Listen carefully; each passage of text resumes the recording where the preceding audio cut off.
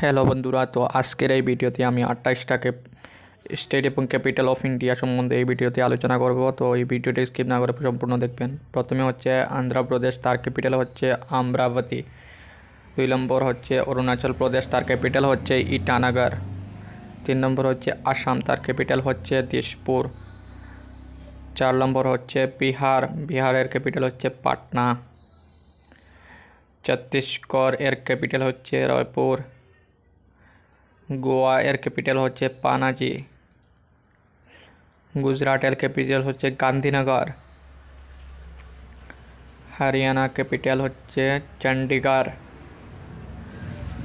হিমাচল প্রদেশের ক্যাপিটাল হচ্ছে শিমলা।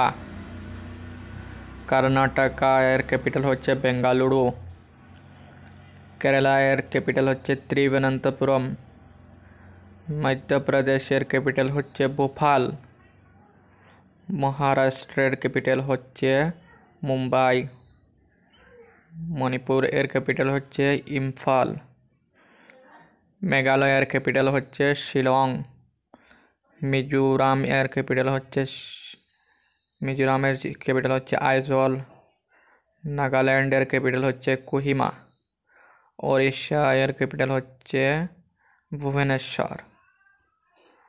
পাঞ্জাবের ক্যাপিটাল হচ্ছে চণ্ডীগড়। রাজস্থান এর ক্যাপিটাল হচ্ছে জয়পুর। সিকিমের ক্যাপিটাল হচ্ছে গ্যাংটক। তামিলনাড়ু এর ক্যাপিটাল হচ্ছে চেন্নাই। তেলেঙ্গানা ক্যাপিটাল হচ্ছে হায়দ্রাবাদ। ত্রিপুরা এর ক্যাপিটাল হচ্ছে আগরতলা। উত্তরপ্রদেশ এর ক্যাপিটাল হচ্ছে লখনৌ। উত্তরাখণ্ড এর ক্যাপিটাল হচ্ছে দেরাদুন এবং ওয়েস্ট বেঙ্গলের ক্যাপিটাল হচ্ছে কলকাতা।